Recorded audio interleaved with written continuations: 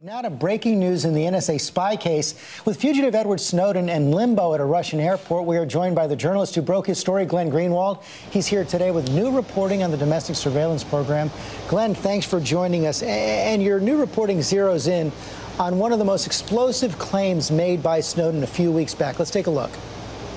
Well, I, sitting at my desk, certainly had the authorities to wiretap anyone from you or your accountant to a federal judge to even the president if I had a personal email. Now, that claim was denied by intelligence officials, and the chair of the House Intelligence Committee, Mike Rogers, said that he was actually lying. But your new reporting, you say, bolsters Snowden's claim.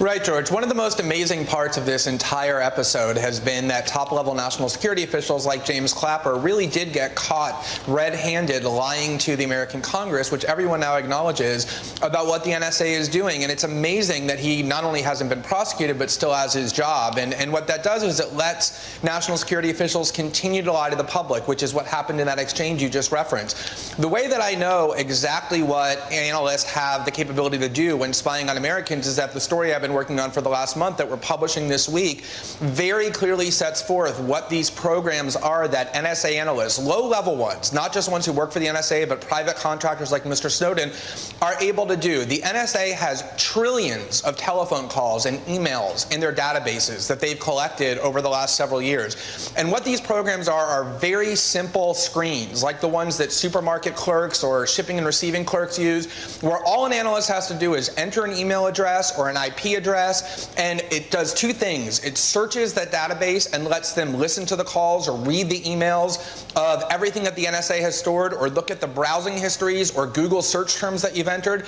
And it also alerts them to any further activity that people connected to that email address or that IP address do in the future. And it's all done with no need to go to a court, with no need to even get supervisor approval on the part of the analyst. There are legal constraints for how you can spy on Americans. You can't target them without going to the FISA court, but these systems allow analysts to listen to whatever emails they want, whatever telephone calls, browsing history, Microsoft Word documents. It's an incredibly powerful and invasive tool, exactly of the type that Mr. Snowden described. And NSA officials are going to be testifying before the Senate on Wednesday, and I defy them to deny that these programs work exactly as I just said. But do we have any evidence that this capability, pretty explosive capability, any evidence that it was used?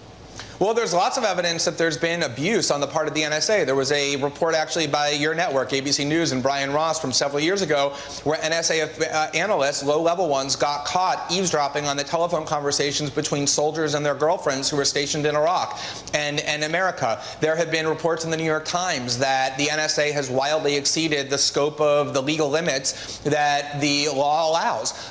There are all sorts of admissions, including this week in a letter to Senator Wyden by James Clapper, that the NSA has exceeded even the legal authority that it acknowledges it has, and they write it off to inadvertent keystrokes or technological confusion. The real issue here is that what the NSA does is done in complete secrecy. Nobody really monitors who they're eavesdropping on, and so the question of abuse is one that the Congress ought to be investigating much more aggressively. Finally, I know you've been in some contact with Edward Snowden, and it seems like he's prepared to stay in Russia for some time. Anything new on whether that will be possible and what Russia will decide?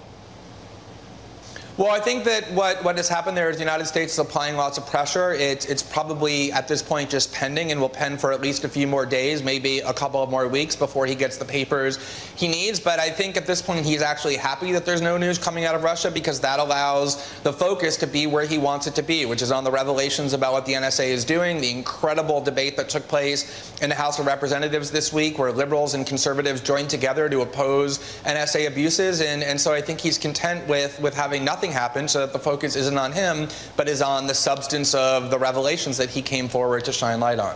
Okay, Glenn Greenwald, thanks very much.